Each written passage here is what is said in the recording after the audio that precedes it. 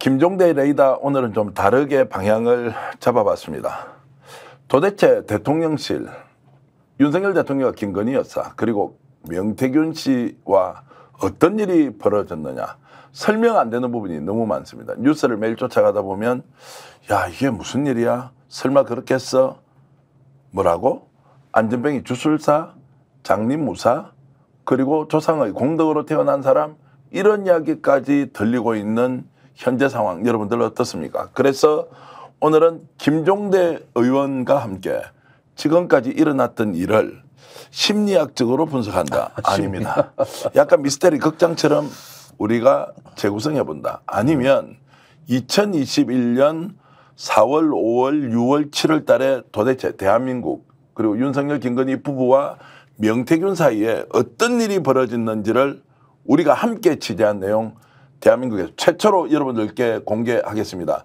절대 이 방송 놓치지 말고 처음부터 끝까지 들어주시면 경천동지 할 것입니다. 기대하셔도 좋습니다. 김종대 의원 오셨습니다. 어서 오십시오. 네, 안녕하세요. 야, 이게 이제 실제로 엄청난 영향을 미친 사람이다, 명태균이. 예, 이제 상상 이상으로 우리가 상상도 못할 영향력과 그 권력, 김 여사하고의 어떤 아주 뭐 그냥 초월적 인간관계를 형성한 네. 거 아니냐. 이건 정말 우리 상상을 좀 예상을 벗어나는 영역에서 놀았던 것 같아요. 사실 믿지 않았지 않습니까? 우리가 그렇습니다. 천공 이야기 할 때도 야 설마 그렇게 했나라고 했는데 하나하나 사실을 밝혀내면서 엄청 우리가 충격을 받았는데 명태균 거는 훨씬 더하다 이런 생각이 좀 듭니다. 예, 완전히 어떤 권력을 지배한 거 아닌가 하는 의심이 들 정도입니다. 네. 이런 상황이면은 명태균 씨가 지금 상당히 많은 허풍 허세라 그러지만은 갖고 있는 파일들이 폭발력을 갖고 있는 건 분명하다는 걸 좀 말씀드려야 될 것 같네요. 자, 지금까지 보도됐던 내용 명태균 씨가 직접 언론에 나와서 밝혔던 걸 가지고 우리가 날짜별로 하나하나 추적을 해보겠습니다. 그렇게 한번 해볼까요? 자, 조금 복잡할 수 있지만 시청자 여러분 귀담아 들으시면 정말로 충격적인 내용이 담겨 있다 이 말씀 드리겠습니다. 일단 명태균 대표는 본인이 윤석열 대통령 부부를 6월 18일 날 만났다고 하는데 저희들이 취재를 해보니까 6월 18일 날 만난 거는 맞지만 그때 김건희 여사를 만났습니다. 그러니까 윤 부부가 아니라는 거죠. 네, 본인은 그렇게 하는데 실제 제가 정언이나 취재를 해보면 자, 김건희 여사를 먼저 만났다. 네, 김건희 여사를 만났다. 근데 식당에서 만난 걸로 돼 있죠. 아크로비스타 지하에 있는 식당에서 갈비탕을 먹고 있는 명태균에게 명 선생님일까라고 다가와서 이제 김건희 여사와 첫 대면을 이루죠. 그렇죠. 이제 약속이 된 거죠. 가서 이제 식사를 먼저 하라 그러고 잠시 후에 나타난 걸로 보여집니다. 네. 자, 그러면은 그 전에 이제 누가 소개를 했느냐 이게 궁금하지 않습니까? 지금은 이준석이나 글쎄 어떻게 그렇게 둘이 다이렉트로 바로 만났을까? 그럴 수 없지 않습니까? 거기에 소개한 분에 대해서 좀 말씀 좀 해주시죠. 실명 공개하지 않으셔도 됩니다. 그러니까 이야기는 그 한 일주일 전쯤 이준석 당대표가 당선된 날로부터 시작이 되는 것 같은데 이때 애치 교수가 급히 그 제2의원을 찾아온 것 같아요. 국회에서. 국회인지는 모르겠어요. 국회 맞나요? 그때가 6월 11일경이었던 것 같아요. 아마 이준석 당대표가 당선되자마자 거기에서 떨어진 제2의원이 있었고 여기를 H 교수가 찾아왔다. 그래가지고 여기서 처음 명태균 씨 얘기가 나온 걸로 돼 있고 그리고 제2의원 같은 경우는 뭐 그 명태균 씨가 오세훈도 만들었다던데 이런 이야기도 하고 또 애치 교수도 명태균을 잘 알고 이래서 여기서 김영선 의원한테 전화를 한 걸로 돼 있죠. 맞습니다. 그래가지고 김영선 의원한테 명태균을 한번 윤석열 부부를 만나게 해주라. 그 전에 아마 이제 이 H 교수가 명태균에 연락해서 김영선 의원에게 연락해서 나를 먼저 좀 만나게 해달라고 해서 먼저 만나게 해달라. 그래서 이제 그 H 교수가 명을 만나죠. 그게 대략 그 이틀 후? 6월 한 13일, 4일 정도 되는 것 같습니다. 요때일 것 같죠? 이렇게 하고 또 이틀 뒤에는 H 교수, 명태균, 김영선 의원 셋이 또 회동을 했던 것 같아요. 지금까지 파악된 건 이렇게 흐름이 있는데 저는 뼈다구만 알고 그 덧붙일 살이 있으면 좀 붙여주시죠. 자, 그래서 명태균과 H 교수가 한 번 만난지 두 번 만난지 이것은 이제 당사자 이야기가 없으면 우리가 이제 추론할 뿐이고요. 자, 그 자리에서 명태균의 실제 역량을 확인한 H 교수가 바로 아크로비스타에 있는 김건희 여사에게 전화하고 그리고 그분도 아크로비스타에 살고 있다고 알려져 있습니다. 네. 자, 그래서 형수님한테 이 사람을 소개해야 되겠다고 해서 주선을 하고 6월 18일 날 6월 18일 이날이 이제 첫 만남이 네. 이제 이루어지는데요. 네. 거기에서 했던 이야기 김건희 여사가 명태균 대표를 보고 처음으로 했던 인상평이 뭐냐? 뭡니까? 조상의 공덕으로 태어나신 분 같습니다. 아, 예, 선수들끼리 만났네. 그러니까요. 조성의 공덕으로 태어나신 분. 조상의 공덕으로 태어났다. 아, 이거 주로 증산교나 어디 저 신흥종교에서 많이 하는 말이에요. 그런데 그 자리에서 어떤 이야기가 있었느냐라는 게 이제 궁금한데 그렇죠. 6월 20일 날 깜짝 놀랄 만한 사건이 하나 터집니다. 네.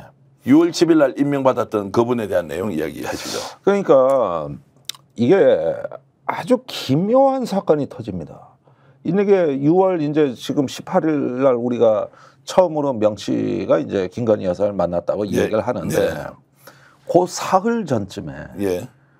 조선일보의 이동훈 논설위원이 예. 윤석열 전 총장의 대변인으로 영입이 됐습니다. 자, 10일 날 영입이 됐고 11일 날 영입이 되는데 일한 것은 15일부터예요. 예. 그래서 윤석열 캠프에 출근한 게 15일이에요. 그날 이동훈 대변인이 또 누구를 만납니다. 누굴 만납니까? 김영선 명태균을 만났다고 알려져 있습니다. 예. 그러니까 요거는 시점이 조금 정확지는 예. 않은 것 같은데 15일부터 일을 한 이제 정식 대변인이요. 방송도 막 나가 이제. 예. 그러면서 뭐 저기 국민의힘 입당 뭐 이런 질문도 막 그 진행자가 하면은 그거 뭐 입당해야죠 이런 말도 해. 예. 이게 나중에 이제 경을 치죠.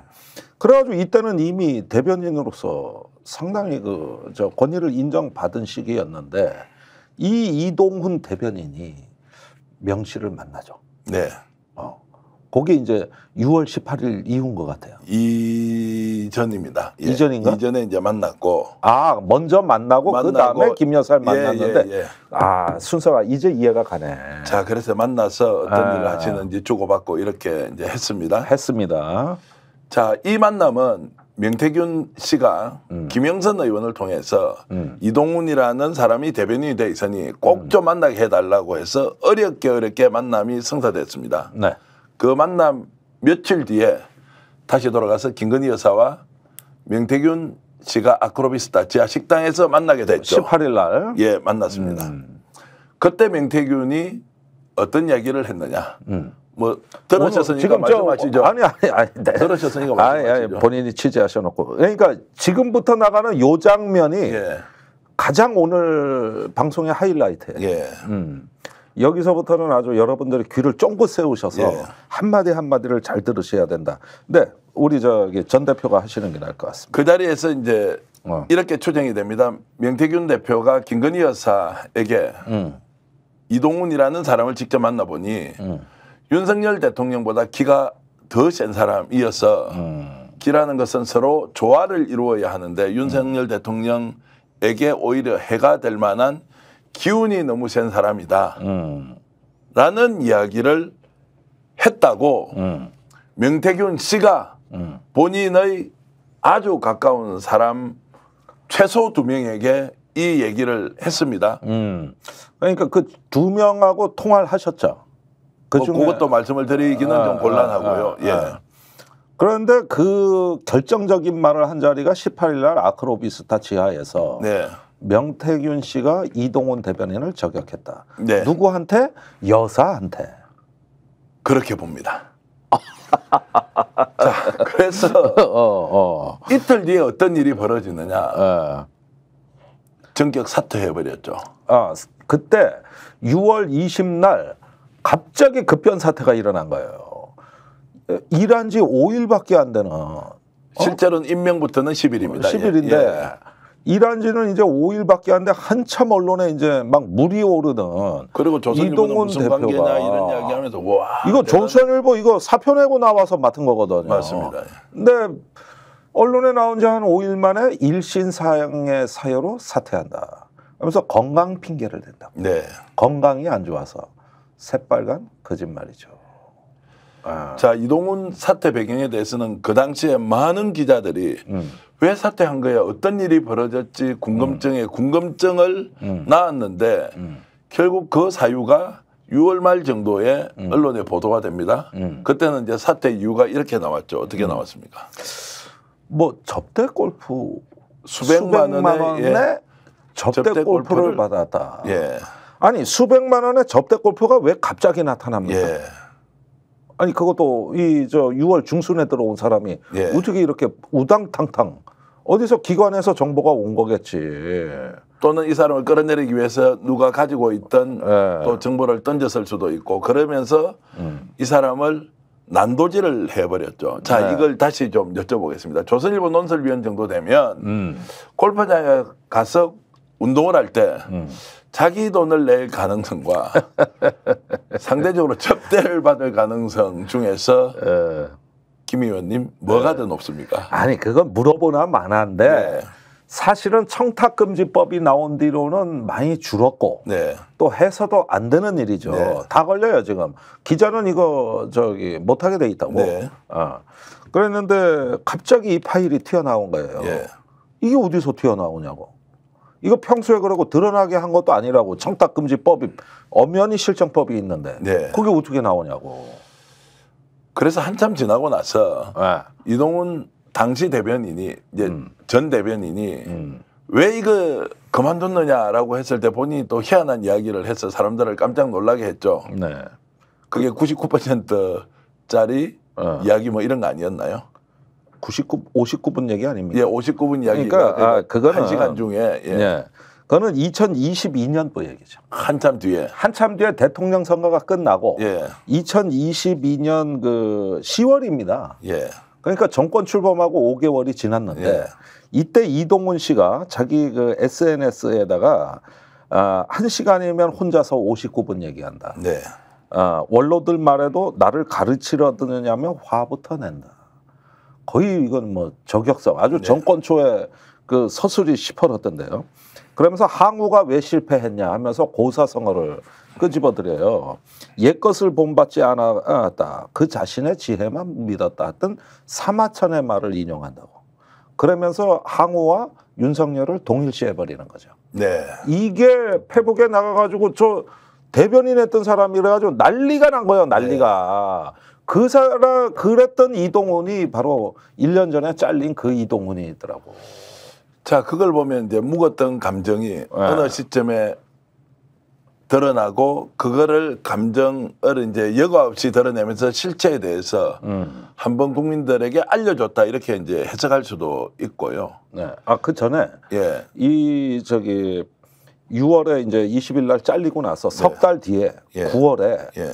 그 접대 골프가 큰 게 아니고 가짜 수산업자한테 이동훈 씨가 금품 상납을 받았다는 뉴스가 터져요. 네.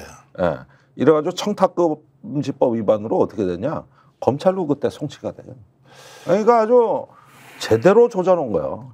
제대로 조진 거라고. 자, 이 장면에서 두 가지 이제 가설이 존재할 수 있습니다. 첫 번째, 말씀하신 대로 모르던 비위 사실이 드러나서 대변인직을 도저히 수행할 수 없으니까 그만둬야 한다라는 것을 조기에 발견하고 정리했다라는 가설이 하나 있고 명태균 씨가 본인의 가까운 지인에게 했던 말은 희한하더라. 내가 그 말을 하자마자 2, 3일 뒤에 진짜 잘리더라. 진짜 잘려버렸더라. 실제 이 사람은 기운이 너무 세고 윤석열 대통령에게 오히려 충돌이 생겨서 도움이 안 될 것 같다라고 전언했는데 직접 여사에게 얘기했는데 혹시 그것 때문에 잘린 거 아니냐라고 하면서 본인도 굉장히 놀랐다. 자, 이 장면. 그러는데 한 가지 짚히는 건 뭐냐면 이동훈 대변인이 그 방송에 나가가지고 저기 그 윤석열 총장이 국민의힘에 입당할 것 같냐 그러는데 입당해야 된다 그랬어요. 네. 그런데 이 말에 윤석열 총장이 당시에 화를 낸 걸로 돼 있거든요. 그래서 윤 총장이 직접 나서서 그 아직 검토된 바 없다는 말을 합니다. 근데 사실은 한 달 후에 입당을 했거든, 국민의힘에. 그러면 요거는 윤석열 총장하고 이동훈 대표 간의 혼선으로 얼마든지 관리하면 되고 이렇게 잘 앞으로 재발 방지하도록 하면 되는데, 마치 이런 현상이 제가 보기에는 자기 보스 머리 위에 올라타서 전행을 할 사람이다. 윤 대통령하고 절대 안 맞는다. 이렇게 해석을 확대해버리는. 네. 더 사태를 악화시킨 뭔가가 있지 않겠느냐 하는데 때마침 명태균 씨 말이 나온 거예요. 네. 이동훈 대변인은 절대 윤석열하고 맞지 않는다. 이때 6월 18일 날 명 씨가 그 얘기를 했다는 전언이죠. 전언이고 명태균 씨에게는 전언이에요. 직접 들었다는 두 분이 계시고 그중에 네. 한 분하고는 제가 뭐 이렇게 저렇게 자료를 담아놓고 있으니 그분에게 두 차례, 세 차례 똑같은 내용 확인했는데 여러분들께 최초로 공개해 드립니다. 왜냐하면 워낙 초현실적인, 주술적인 또는 우리가 상상을 초월하는 뭔가 이상한 방식으로 사람을 판단하고 평가하고 미래를 예측하는 이런 것들이 워낙에 많이 섞여 있기 때문에 이 부분 말씀드리는 거고요. 자, 그러고 나서 다른 장면 하나를 또 가정하겠습니다. 네. 명태균 씨가 윤석열 대통령 부부, 당시에 후보도 아니죠. 이제 네. 전 검찰총장 부부를 처음 만났을 때 명태균이 어떻게 얘기를 하느냐. 자, 윤석열 당시 총장님은 장님 무사이고 김건희 여사님은 안전뱅이 주술사다. 그래서 다시 한번. 장님 무사 그리고 안전뱅이 주술사다. 누가? 김건희 여사는 이 이야기를 했고 그 말을 들은 김건희 여사가 100% 수용을 하면서 장님 무사와 안전뱅이 주술사에 대한 규정을 기정사실로 받아들이고 그러고 나서 국정 운영 전반이 그 틀 안에서 이루어졌다. 그리고 본인이 바깥에 나와서 장님 무사와 안전뱅이 주술사라고 하니까 뭔가 대화가 확실하게 이루어지더라. 그때부터. 명과 김 사이에서. 예. 그리고 윤석열 대통령도 그런 상황을 인정하는 듯 했다. 이건 뭐 한때 우리와 악어와 공작새 조합이라고 궁합이라고 우리가 백재광 교수한테 얘기 듣지 네. 않았습니까? 근데 이제 장님무사와 안전뱅이 주술사라는 거는 그거보다 왠지 얘기가 더 좀 형이상학적으로 이제 가기 시작하는 네. 것 같아요. 그렇게 평하니까 김 여사가 받아들이더라. 그렇죠. 이거. 자, 그래서 다시 거꾸로 돌아가 보겠습니다. 2021년 4월 7일 날 서울시장 보궐선거 과정에서 어떻게 오세훈 후보가 국힘의 대표 주자가 되고 선거에서 안 될 것이라고 했는데 안철수 단일화를 통해서 이겨냅니다. 6월 10일 날 나경원 이준석 대결에서 돌풍을 일으킨 이준석 후보가 또 당대표로 당선됩니다. 자, 그 과정을 쭉 본 H 교수가 이 사람이야말로 윤석열 전 총장을 대통령으로 만들 적임자라고 생각하고 소개를 하죠. 김영선 의원한테 전화해서 만남을 1차적으로 만나게, 갖고 그리고 여사한테 보고를 하고 그 뒤에 이제 만남이 이루어져서 자, 그러면 이 두 사람 앞에서 했던 이 말을 지금 현재 명 씨가 둘러치기 한다, 허풍이다 이런 이야기 하지만 자, 대통령이 될 사람 또는 유력한 대선 후보 부부 앞에서 이런 정도 이야기를 할 사람이라면 명태균의 존재는 어떤 것입니까? 신적인 존재죠. 예. 그러니까 이게 뭐 신기가 있다, 뭐 끼가 있다 이런 정도 용어가 적절할지는 내가 모르겠어요. 저는 겪어보질 않았으니까. 근데 이분은 어떤 그냥 전문가로서 논리적이고 분석적인 접근을 했다기보다는 일단은 장악하고 보는 굉장히 무시무시한 말투를 갖고 있습니다. 그런데 사람을 신속하게 판단을 해버리고 그러면서 뭐 안전뱅이 뭐 주술사 무사 또 뭐 어떻고 오세훈 뭐 이준석 내가 다 만들었는데 마치 어떤 설계사처럼 딱 그 저 무게를 갖춰버리니까 김 여사는 거기에 훌떡 빠졌죠. 예. 그때부터 말이 잘 통하더라. 이렇게 된 거죠. 제가 명태균 대표에게 직접 질문을 이렇게 했습니다. 그러면 다음 대통령은 누가 됩니까? 전 대표님 질문을 똑바로 하셔야죠. 이렇게 얘기해요. 그래서 어떻게 질문하면 됩니까? 라고 하니까요. 누굴 대통령으로 만들면 됩니까? 라고 질문을 하라는 거예요. 야, 대단하잖아요. 그리고 나는 산을 만드는 사람이지 산을 피해가는 바람을 만드는 사람이 아니다. 닭을 봉황으로 만든다. 거의 뭐 천공은 저리 가라고만. 그러니까요. 그러니까 어떤 사람이 정치를 하려면 산이 있으면 피해가야 하는데 바람은 산을 뚫고 갈 수가 없다는 거예요. 어떤 사람이 여론을 얻고 민심을 받아들여서 큰 정치를 하려면 스스로 산을 만들어서 그 상황을 주도해야지 어떻게 바람이 산을 피해가면서 당신의 뜻을 받들 수가 있겠느냐. 자, 중국 고전 그리고 역사서 엄청나게 읽어보셨지 않습니까? 혹시 이런 내용이나 단어 또는 문장이 있습니까? 이거는 이제 그 주로 선승들의 대화에 많이 나오죠. 예. 이런 식의 대화나 그 이제 뭐 도교나 유교 쪽의 대화도 아니죠. 네. 이거는 불가에서 선승들의 선문선답. 예. 거기서 나오는 이제 그 대화법이고 스스로 이제 마음을 다스려서 깨달은 현자들이 하는 대화. 그러니까 스스로를 그 위치에 갖다 놓은 거죠. 그 실제 대단한 거 아닙니까? 이 자체만 놓고 보면. 아니, 국정농단은 둘째치고 이 정도 아니, 얘기를 하면서 대통령 후보 부부 앞에서 이런 정도 말을 하면서 야, 사로잡을 수 있다.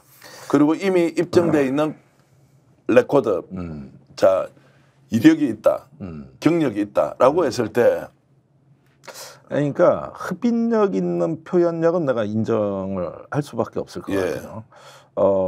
이런 언어 구사는 우리 같이 이렇게 그 저 전문가 패널 같은 사람들에서는 나올 수 없는 언어고, 약간 뭐 어떤 선문답하고 영리나 주술이나 또는 역학을 많이 그 본 사람들한테서 나오는 거거든요. 그러니까 분명히 이거는 어떤 그 명리학이나 음양 이론이나 이런 부분에서 뭔가 좀 많은 영감을 받은 것 같아요. 근데 이게 현대에는 이런 말 쓰는 사람들이 별로 없기 때문에 어쩌다가 이런 표현력으로 싹 안고 들어오고 압도해버리면은 순식간에 사람이 당할 수도 있는 거예요. 네. 그러니까 우리는 이미 이런 말투가 사라졌기 때문에 무언가 나의 불완전한 확신을 확 강화시켜주는 느낌이 드는 거죠. 그러니까 내 존재의 모호한 측면을 명료하게 딱딱 이렇게 정해주는 듯한 말투기 때문에 정리가 빠른 거야, 이게. 그러면서 이제 사람들이 자연스럽게 흡입이 되는 거죠. 자, 조상이 공덕으로 태어난 분이다. 그건 뭐 저 신흥종교에서 많이 하는 얘기지. 안전뱅이 주술사 그리고 장림무사 이제 이런 이야기가 굉장히 이제 초현실적인 초월적 대화잖아요. 이게 이제 김건희 여사나 명태균 간에 대화를 하면서 충분히 교감과 또는 공감을 했다. 이제 이렇게 볼 수 있는 거지 않습니까? 뭐 안타깝지만 인정할 수밖에 없네요. 그러니까 사실은 이런 영역들은 우리가 정치와 행정을 논할 때는 참 부적절한 언어들인데 철학이 빈곤하고 마음이 공허할 때는 통하죠. 그런 사람들한테는 이게 통하고 꿰뚫어 보는 듯한 이런 힘을 발휘하게 되는 거죠. 네. 한 장면 더 나가 보겠습니다. 자, 어느 날 명태균 씨가 김건희 윤석열 부부가 살고 있는 아코르비스타 집에 들어간 거예요. 네. 어느 한 사람이 번거지 모자를 쓰고 방으로 쑥 들어가더라는 거예요. 아줌마가, 여성이. 뭐 여성이 들어가더라는 거예요. 집안의 기운이 굉장히 좋지 않다. 뭐 이 이야기도 여러분들께 제가 지어낸 소설이 아니라는 것을 다시 한번 더 확인해 드리겠습니다. 이것도 전언이에요. 명태균 씨가 누구에게 한 이야기를 제가 여러 차례 듣고 여러분들께 공유해 드리는 것이니까요. 한 여성이 들어갔는데 이 집안의 기운이 좋지 않다 했는데 2, 3일 뒤에 기이한 일이 벌어집니다. 그게 아마 7월 21일이죠. 7월 21일 날 언론에 대서특필된 내용이 있습니다. 경천 동지할 기사죠, 이것도. 자. 대선의 최대 걸림돌이 될지도 모르는 예. 불길한 일이 터지는 거지. 바로 장모 최은순 여사의 구속입니다. 그렇습니다. 자, 우연의 일치라고 저는 뭐 단정하겠습니다. 어떻게 명태균이 아크로비스타에 두 분이 살고 있는 그 공간에서 기운이 좋지 않다라고 했는데 2, 3일 뒤에 최은순 씨가 구속이 됐습니다. 물론 이제 이때는 구속이 되고 나서 재판 과정에서 풀려났는데 항소심에서 법정 구속이 되면서 이제 실형을 1년간 살게 되는데 자, 이것도 우연의 일치로 볼 것이냐 아니냐는 것에 대해서 제가 명태균 씨의 지인으로부터 들은 얘기는 이때는 명태균조차도 너무나 놀랐다. 본인이 그 말하고 나서 2, 3일 뒤에 윤석열 총장의 장모가 구속이 되더라. 이 이야기를 본인이 자랑사람아 했다는 겁니다. 그러니까 자기가 얘기해놓고 자기가 놀랐다. 두 번이네요. 예. 첫 번째는 18일 날 저기 이동훈 대변인은 윤 예. 대통령하고 절대 안 맞는다고 예. 얘기를 했는데 자기는 조언만 했을 뿐인데 이틀 후에 2, 3일 뒤에 잘려. 사태. 진짜로 잘려. 네. 그다음에 여기 아크로비스타를 그 뒤에 한 사흘인가 가가지고 예. 이틀인가 사흘 뒤에 가가지고 여기 기운이 안 좋습니다. 네. 이랬는데 번거지 모자를 쓴 웬 여인이 저쪽 방으로 들어가는 걸 봤어. 그분이 누군지는 본인도 모른답니다. 예. 몰랐다고. 예. 그런데 이제 보니까 그 분이 이틀 후인가 이제 구속이 된 거예요. 그분인지 뭐 장모는 구속이 됐으니까 그분과 장모가 일치하진 않지만 네. 어쨌든 그 구속되는 소식을 듣고는 본인이 너무 놀랐다. 네. 야, 이런 정도면은 제가 아는 인물들이 몇 있는데 그 히틀러가 별 볼 일 없을 때 화가 노릇할 때 만난 하우스 호퍼라는 예. 티벳 밀교에 깊이 심취한 예. 지정학자. 예. 사실은 사입인데 예. 이 사람이 나치의 2인자가 되죠. 네. 그래서 그 나치의 문양이 그 티벳 불교 문양이거든. 거기서 뺏긴 거예요. 그거밖에 없어요. 자, 우리가 근거를 조금 더 찾아 들어가 보겠습니다. 자, 엊그제 오빠 논쟁이 엄청나게 일어났습니다. 친오빠냐 그 오빠냐. 친오빠냐 대통령이냐 이 논란이 전국민 있었을 오빠 때 찾기 운동이 벌어질 판이에요. 시점은 아마 지금 우리가 얘기하는 그 정도의 대선이 이루어지기 전에 2021년도 상황으로 추정이 되고요. 밤 네.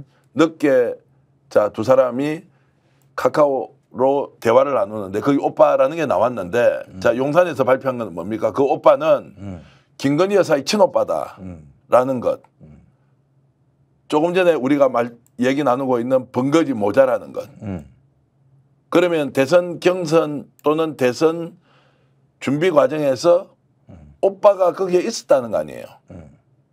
그렇죠. 그러니까 오빠하고 명태균 씨가 서로 소통을 한 거 아니에요.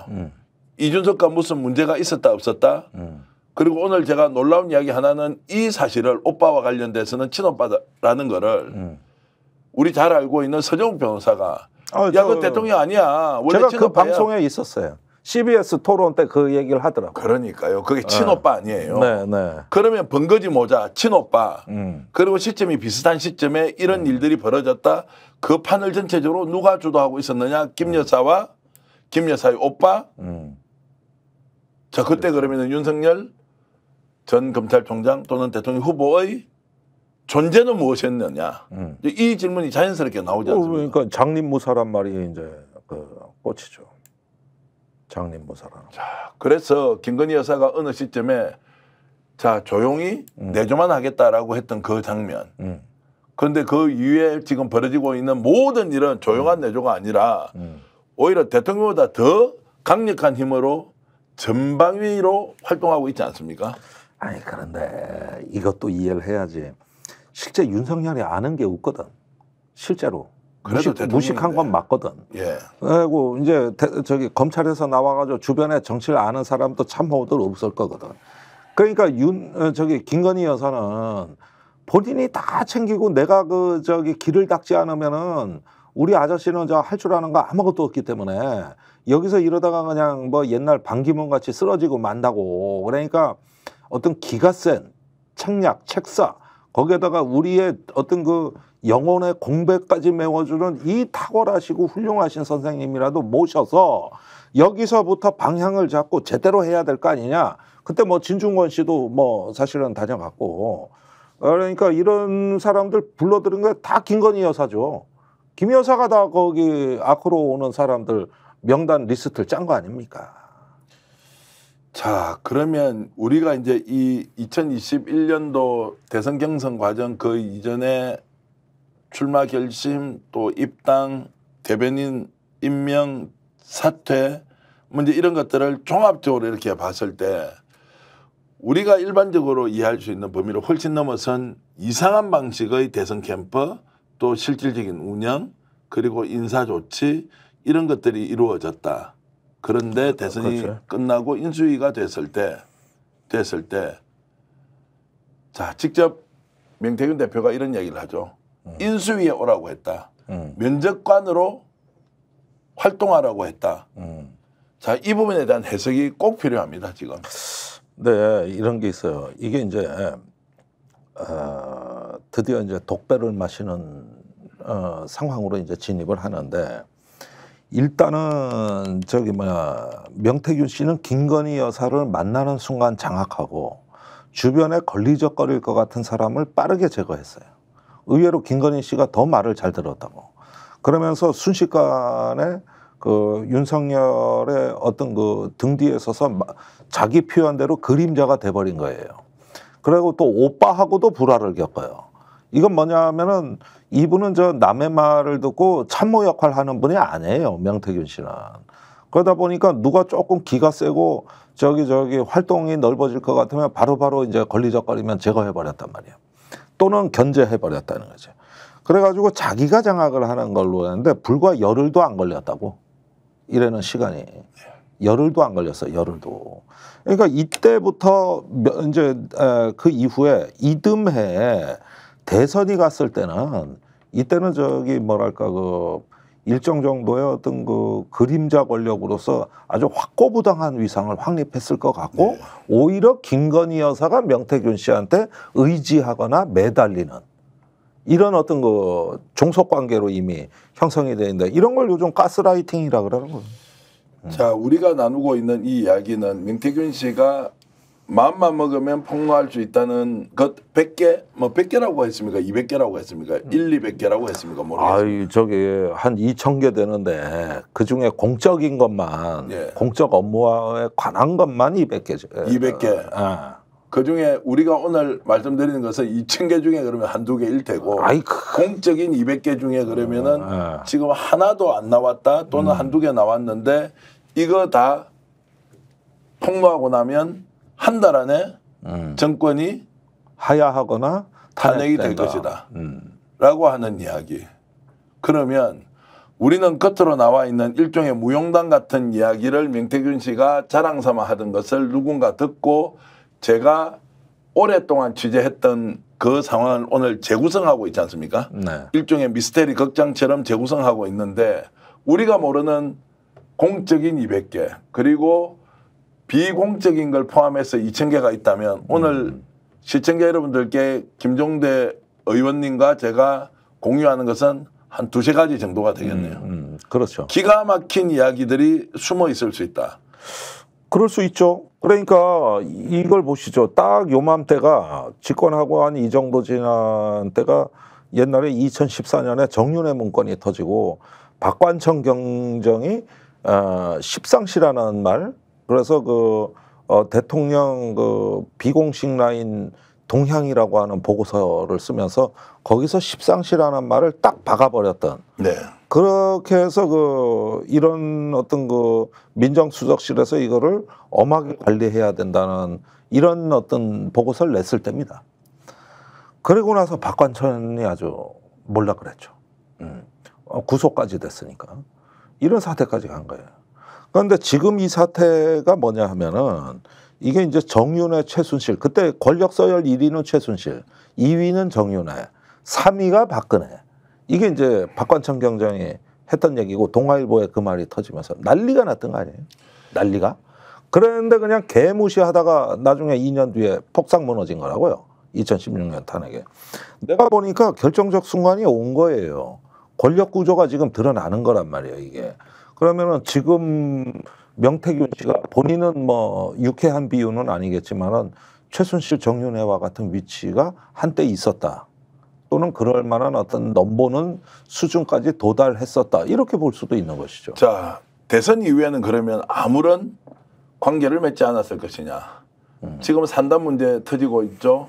또 오늘은 한겨레 신문에서 돈 문제까지 터뜨렸습니다. 대선 이후에 있었던 여러 가지 일은 지금 드러나지도 않은 것 같은데 대선 이전에 어떤 역할을 했느냐. 좀 더 나가면 지난 총선 과정에서 과연 실패한 로비로 끝나고 말았을까? 실패하기 전에 어떤 작업들을 용산을 향해 또는 김건희 여사를 향해서 명태균이 부탁을 했을까? 김영선 의원은 어떻게 활동을 했을까? 여기까지 가면 사실 명태균 씨가 얘기하고 있는 그 200가지의 공적인 일이 드러날 수도 있다. 예. 그러니까 지금 대선이 끝나고 나서는 대략 한 3가지 건이 있었던 것 같습니다.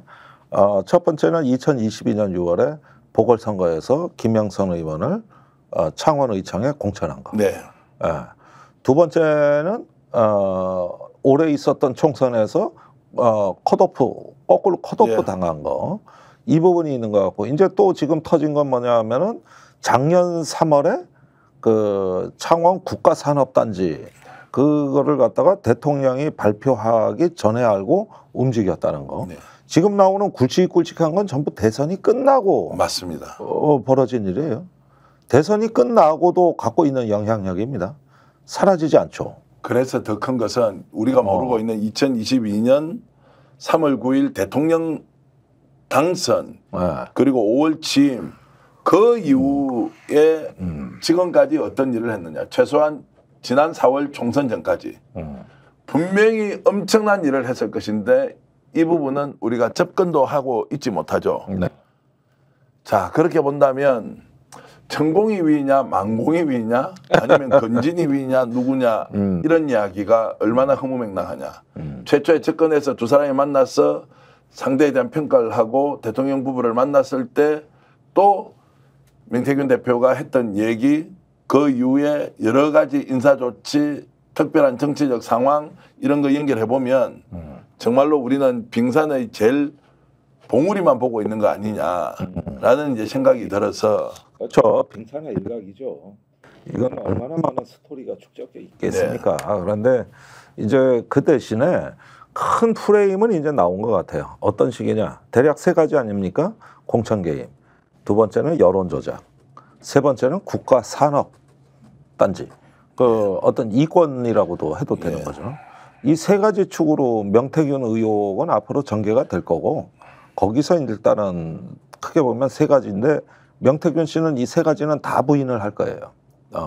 그러면서 대신 풀어놓는 게 김 여사와 자기의 관계 이런 거는 하나씩 까요. 그러면서 저기들인 그 3가지 의혹에서 본인이 빠져나가는 틈을 보고 있는 것 같아요. 그게 지금 본인의 생존 전략인 것 같습니다. 지금 현재 이제 모든 언론입니다. 이제 여러 언론에 나와서 직접 목소리를 내고 엊그저께는 이제 정규제 TV도 나오고 CBS 나오고 그리고 여러 언론에서 본인이 할 이야기를 다 합니다. TV조선도 직접 전화해서 항의를 하기도 하고 나오고 정치인에게도 직접 전화해서 항의하기도 하고 그래서 천하통일 좀 심하게 얘기하면 그냥 입을 싹 닫게 만들고 쉽게 얘기하면은 내로라 하는 정치인들이 더러워서 저 새끼하고 못 싸우겠다. 싸움이 안 되니까 그러지. 그러니까 오늘 저 김재원 최고위원이 이제 더 이상 자극하지 않겠다 그랬어요. 그 항복선언이에요, 그게. 그러니까요. 항복선언이라고. 그렇게 판을 뒤흔들고 있는데 정치인들은 숨어버립니다. 언론 인터뷰 계속하면서 본인은 이것이다, 이것이다, 이것이다라고 항변하고 있고 오늘 이 방송도 당연히 명태균 대표가 보고 있을 것이라고 생각합니다. 저도 매일 연락을 취하면서 무언가 질문을 하는데 며칠 됐습니다. 아예 대답을 하지 않습니다. 저한테는. 그래서 이제 스픽스도 필요 없는 존재가 됐구나라고 생각을 하면서도 그러나 우리가 취재한 내용들은 하나하나 이렇게 밝히면서 본인이 어떤 의견과 생각을 주는지를 저도 이제 받아봐야 하는 것이고요. 네. 중요한 것은 우리가 생각하는 것보다 훨씬 더 엄청난 영향력을 행사했다. 검찰 수사는 더디기만 하다. 본인은 오히려 용산을 압박하고 있다. 그러면 검찰은 어떻게 해야 하며 또 용산은 어떻게 해야 되며 국힘은 어떻게 해야 됩니까? 네, 어제 오늘 상황이 조금 바뀐 것 같은데 이거를 지금까지는 창원지검에 맡겨놓고 대검에서는 야야 서울로 가져오지 마. 창원에서 알아서 해. 이렇게 그냥 내팽겨 쳤었거든요. 근데 오늘 나오는 기사들을 보면은 이제 대검에서 관여를 했다. 그래서 어떻게 관여했냐? 부산이나 대구 쪽에 검사를 차출해서 이 사건에 투입을 했다. 이런 기사가 나와요. 그리고 이거는 대검이 관여한 거거든요. 근데 사실은 요 정도도 조금 이제 검찰로부터의 명태균 씨한테 대한 압박은 약간 커진 건데 이 정도로도 명태균 씨는 흔들릴 것 같지는 않아요. 이거를 서울중앙지검이나 이렇게 대검으로 직접 사건을 가져올 때는 그때는 엄청나죠. 이제 그때부터는 걷잡을 수가 없죠. 그다음에 여기에 그 조사받을 참고인들이 대부분 서울에 계시거든. 네. 이 많은 정치인들이. 어떻게 보면은 창원 쪽은 그 지역에서 여론조사한 거나 조사하고 또 뭐 정치자금법, 정치관계법 위반 이런 거나 조사하고 사실 우리가 제일 궁금해야 하는 거는 전부 다 서울중앙지검이나 이런 데서 해야 될 사안이죠. 그렇게 됐는데 일단은 이건 폭탄 돌리기 같아서 가져오고 싶지를 않은 거야. 그렇다고 그냥 이 여론에 질타해서 마냥 가만히 있을 수 없으니까 대검이 개입을 해가지고 조금 더 수사 진영을 제대로 갖춰라. 여기까지 된 거야. 용산은 이 상황을 냉정하게 바라보면서 어떻게 했으면 좋겠다는 코칭을 하고 있을까요? 근데 일단은 용산의 기능은 지금 고장난 것 같습니다. 네. 속수무책 당한다. 그러니까 지금 명태균 현상이라고 해도 과언이 아닌데 그 2019년에 개봉한 조커라는 영화가 있습니다. 그 뉴욕을 무대로 해서 광대 그 주인공이 세상의 부조리함에 완전히 짓밟히고 모멸감을 느껴서 악당으로 변해가는데 그거에 대중들이 환호하는 컬트 영화죠. 근데 지금 명태균 씨는 한국의 조커가 되고 있다. 이 사람이 무언가를 터뜨리고 무언가를 할 때마다 모든 언론이 가서 마이크를 들이대고 받아 적게 할 준비가 되겠다. 이건 벌써 떴다는 얘기거든. 그러니까 그 영화의 장면하고 지금 똑같은 스토리로 간다. 그러면서 이 정치의 부조리한데 맞서는 인물로 돌변한다는 거야, 이게. 모든 언론이 써주면서. 그렇게 되니까 국민의힘에서 저 뻥이야, 사기꾼이야, 허풍이야 이 말 해도 소용이 없는 거야. 그리고 뭘 자극하기만 하면 되돌아오니까 이제는 전부 입 다물어 버리는 것이죠. 그러니까 오늘 김재원 최고의 저 굴욕적 항복 선언을 봐요. 저거는 전쟁터에서 완전히 등본을 보이면서 내빼는 아주 비루한 태도거든, 저게. 에? 속수무책으로 당하고 있다. 용산은 대책이 없다. 컨트롤 타워도 없다. 김건희 여사가 어떤 말을 할지 질문조차 할 수 없다. 국힘은 어떤가? 괜히 끼어들었다가 큰 코 다칠 수 있다. 가만히 있는 것이 상책이다. 다 도망갔나? 검찰은 어떻습니까? 자, 만인은 법 앞에 평등한데 혹시 범법 사실을 여전히 확인하지 못했기 때문에 적극적으로 수사를 하지 않는 겁니까? 아니면 누군가의 지시를 기다립니까? 눈치를 봅니까? 이 속수무책의 대한민국에 명태균 대표는 본인이 하고 싶은 이야기를 천지사방으로 하고 있습니다, 여러분. 이걸 어떻게 봐야 할지. 명태균 현상이다. 명태균 현상이다. 네, 그렇게 그리고 부릅니다. 차라리 이럴 바에는 명태균이 그 숨어있는 진실을 폭로해서 대한민국이라도 바로 잡으면 좋겠다라는 의견도 나오고 있습니다. 그러니까 난 그 역할도 긍정적인 방향으로 할 수 있다고 봐요. 네. 명태균 씨가 할 수가 있는데 이게 세상이 엽기와 변태로 얼룩지고 이 부조리한 현실이 계속 드러나니까 뭐 여론도 조장, 무슨 뭐 공천도 로비 이러다 보니까 이게 온갖 그냥 썩은 구덩이에서 그냥 구더기가 끓고 있는 이런 걸 보니까 이런 데서 악당이 되는 명태균이 오히려 인간적으로 보이는 거야. 네. 그게 영화 조커에서 그 악당이 영웅이 된 이유요.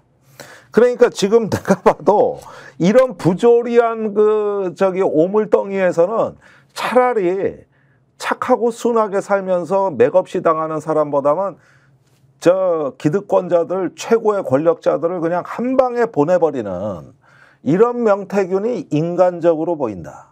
이 현상이 나타난 게 이게 바로 명태균 현상인 거예요. 이게 명태균 현상이에요. 오늘 김종대 레이더 결론은 명태균 현상이다. 대한민국이 그 안에 빠져 있다. 어떻게 이 수렁을 벗어날 수 있을지 여러분, 그리고 김종대 의원이 함께 깊이 고민해야 하는 시간이라고 생각합니다. 오늘 방송 여러분 어떠셨습니까? 알려드릴까 말까, 공유하면 혹시 문제는 되지 않을까 고민 끝에 정말로 오늘 김종대 의원과 방송 전에 여러 이야기를 하고 실제로 이 내용을 정언해 주셨던 분과 통화까지 하면서 한 번 더 확인하고 여러분들과 나누었다, 이 말씀 드리면서 정성을 다한 김종대 레이더 재밌게 들어주셨으면 고맙겠습니다. 구독, 좋아요는 저희들에게 큰 힘이 됩니다. 그리고 자막으로 나가는 저희들 제보, 여러분들의 주장을 담아서 직접 말씀하실 기회도 드리고요. 오늘 이렇게 제보가 들어온 내용을 취재하고 또 취재해서 여러분들과 함께 공유하는 것은 바로 여러분들이 알고 있는 제보의 힘입니다. 오늘 김종대 레이더 여기까지 모두 마치고요. 남은 주말 휴일 여러분들 행복하게 보내시길 진심으로 바라겠습니다. 고맙습니다.